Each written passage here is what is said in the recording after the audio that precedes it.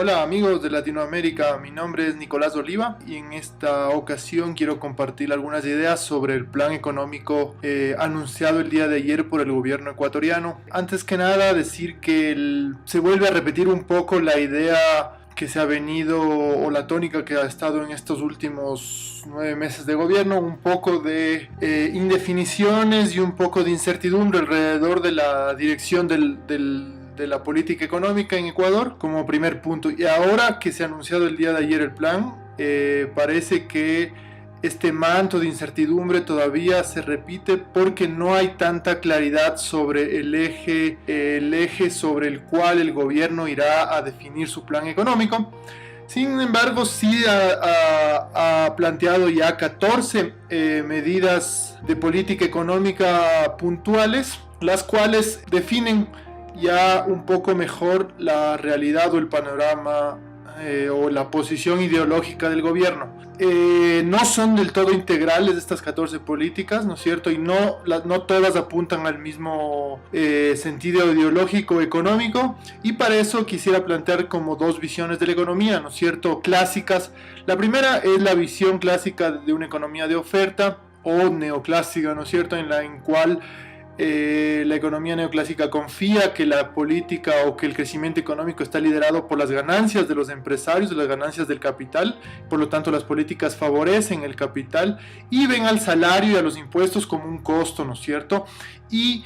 por lo tanto cualquier política sobre incremento de impuestos o incremento de salarios o un mayor gasto público simplemente desalientan la economía y por ende deben ser neutralizadas. Y del otro lado está la economía de una economía de demanda, ¿no es cierto?, que por el otro lado precautela el salario como un factor de consumo y de demanda agregada y de condiciones de vida que estimula el crecimiento económico, y el gasto público y los impuestos como motores del crecimiento y financiadores, en este caso los impuestos del gasto público,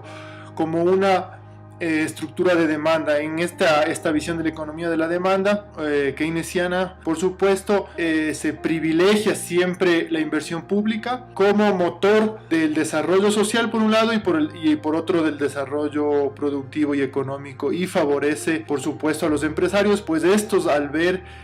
mayores niveles de demanda agregada también se incentivan a producir. Estas dos visiones de la economía han marcado claramente el espectro económico de las últimas décadas, y tomando en cuenta estas dos visiones, desde CELAC hemos hecho un pequeño análisis que será compartido a ustedes en formato de documento, pero podemos adelantarles que estas 14 medidas, si las dividimos en estas dos visiones, se ve que el plan económico del gobierno ecuatoriano está mucho más enfocadas hacia una economía de oferta. Es decir, de estas 14 podemos definir aproximadamente, de las 14, 9 políticas tienen un enfoque de oferta, es decir, privilegian la ganancia empresarial, hay reducción del Estado, una disminución de impuestos en algunos casos para estimular supuestamente las exportaciones y una serie de medidas, y hay una o dos medidas que tienen un enfoque de demanda, podríamos catalogarlas de esa forma, y hay dos o tres políticas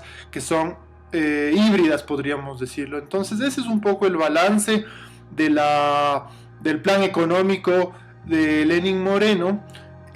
Si lo ponemos un poco en números, así sea una medida cualitativa, diríamos que aproximadamente el 70-75% del plan responde a una visión más empresarial o de una economía de oferta, y hay algunas políticas aisladas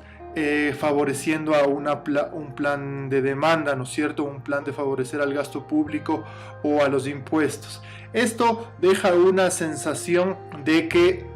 principalmente, si bien no hay un ajuste del todo marcado de la política económica, no hay un ajuste a la clásica que se puede ver en Argentina o en Brasil, un ajuste neoliberal, sí hay una tendencia del gobierno preocupante hacia adoptar cada vez medidas de recorte fiscal, dudar sobre el papel de los impuestos en la economía y sobre todo seguir favoreciendo un poco este sistema de diálogo basado y privilegiando al parecer los intereses empresariales.